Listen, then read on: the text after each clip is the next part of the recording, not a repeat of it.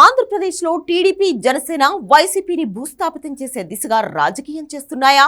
YCP నుంచి వచ్చే వారికి గేట్లు మూసేశామని టీడీపీ చెప్పడం వెనుక పెద్ద అర్థమే ఉందా? వైసీపీని వీడిన నాయకులు జనసేన వైపు ఎందుకు చూడాల్సి వస్తుంది? ఈ విషయంలో బీజేపీని ఎందుకు పక్కన పెడుతున్నారు?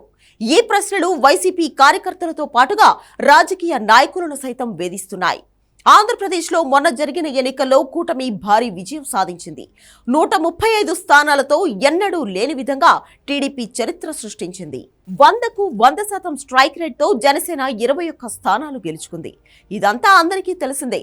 కానీ ఇప్పుడు జరుగుతున్న రాజకీయమే వైసీపీ నేతలకు అంతుపట్టడం లేదు. ఇటీవల వైసీపీకి రాజీనామా చేసిన 3 నేతలు జనసేన వైపు చూశారు. గుంటూరు పార్లమెంట్ ఇన్ఛార్జ్ కిలారి వెంకటరోసయ్య, పిఠాపురం మాజీ ఎమ్మెల్యే పెండెం దొరబాబు, గుంటూరు మాజీ ఎమ్మెల్యే మద్దాలిగిరి వీళ్ల 3 టీడీపీలోకి రావాలనుకున్నా సరే తలుపులు మూసేశారు కాబట్టి వచ్చే ఛాన్స్ లేదు. వెంకటరోసయ్య ఏకంగా జనసేన పార్టీ ఆఫీసుకు వెళ్లి కూర్చుని నాకు జెండా కప్పండి ప్లీజ్ అని బ్రతిమిలాడారు అనే వార్తలు వచ్చాయి. కానీ అది ఎందుకో ఆలస్యమైంది. ఆయన పార్టీ మారడం సాధ్యం కాలేదు. వైసీపీకి అయితే రాజీనామా చేసేశారు. ఇక పిఠాపురంలో పెండెం దొరబాబు పరిస్థితి కూడా అదే. ఇప్పుడు వాళ్లు ప్రాతినిధ్యం వహించిన పార్టీల నుంచి మళ్లీ ఈ స్థానాల్లో పోటీ చేసే అవకాశం లేదు. కానీ పార్టీలోకి రావాలి అనుకుంటున్నారు. వారికి భవిష్యత్తులో సీటు ఎక్కడ ఇస్తారు అనేది జనసేన ఇష్టం. ముందు పార్టీలో చేరితే సీటు సంగతి దేవుడెరుగు, లోపలకు తోయకుండా కాపాడుకోవచ్చు అనేది వాళ్ల ప్లాన్ లా కనపడింది. మరి ఇక్కడ జనసేన టీడీపీ ప్లాన్ ఏంటి? వైసీపీ ఓటు బ్యాంకుని చీల్చడం.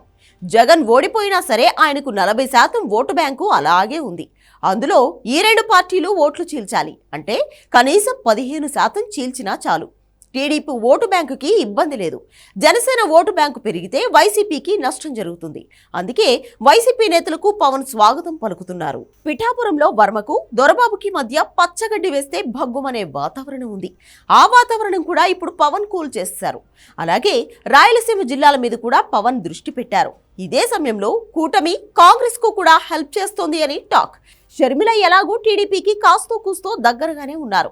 కాబట్టి జనసేన టీడీపీలోకి రాలేము అనుకునే నేతలను కాంగ్రెస్ వైపు పంపిస్తున్నారు. బీజేపీతో అంతగా ప్రయోజనం లేదనుకునే నేతలు కూడా కాంగ్రెస్ వైపు చూస్తున్నారు. ఇప్పుడు వైసీపీని పూర్తిగా బలహీనపరచడం చంద్రబాబు పవన్ ప్లాన్. రాయలసీమ జిల్లాలలో ఉన్న వైసీపీ నేతలను నయానో భయానో బయటకు లాగి వారికి గౌరవం కల్పిస్తే బాగుంటుందని పవన్ భావిస్తున్నారు.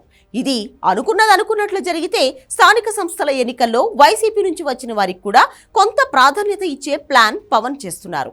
క్యాడర్ లేదు కాబట్టి పవన్ ఇప్పుడు క్యాడర్ పై ఎక్కువగా ఫోకస్ చేస్తున్నారు. అందుకే క్యాడర్ ఉన్న నేతలను లాగే ప్రయత్నం గట్టిగానే జరుగుతుంది. త్వరలో 2 కీలక మున్సిపాలిటీలను జనసేన కైవసం చేసుకునే ప్లాన్ లో ఉంది. ప్లాన్ వర్కౌట్ అయితే వైసీపీ గుండెల్లో దడ మొదలైనట్లే.